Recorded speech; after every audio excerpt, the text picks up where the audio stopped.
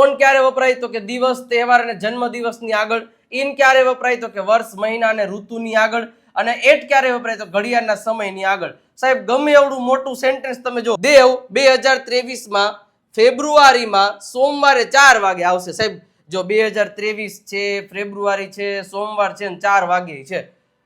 બધોય આવી ગયો. જો 2023 વર્ષ આવી ગયો, ફેબ્રુઆરી મહિનો આવી ગયો, સોમવાર શું કે દિવસ આવી ગયો, 4 વાગે ઘડિયાળનો સમય આવી ગયો. આટલા બધા સમય આપેલા છે, તો એ સમયમાં કયો સમય મારે પહેલા મૂકવો? તો જો સાહેબ સિમ્પલ વાત છે, ચડતા ક્રમમાં ગોઠવવાનું. ચડતા ક્રમમાં જો અહીં શું લખ્યું છે, પહેલા તો દેવ આ આવશે એટલે દેવ વિલ કમ આવશે, સાદો ભવિષ્ય છે.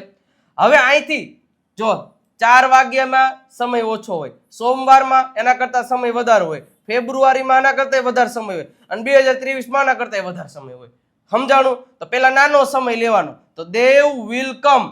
હવે 4 વાગ્યે એટલે ઘડિયાળનો સમય એટલે 4 o'clock લખવું પડે.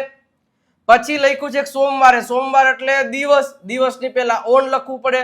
તો શું લખ્યું? Dev will come 4 o'clock on Monday. પછી લખ્યું છે ફેબ્રુઆરી, ફેબ્રુઆરી શું છે? વર્ષ છે, તો એમાં ઇન આવે, ઇન ફેબ્રુઆરી. અને પાછું 2023 એ પણ શું છે? વર્ષ છે, તો ઇન 2023.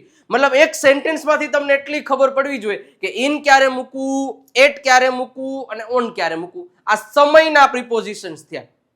આ સમયના પ્રિપોઝિશન્સ થયા. વખત વિડીયોને લાઈક કરી દો જેને બાકી છે, અને એક કમેન્ટ સેક્શનમાં હાર્ટ મોકલી.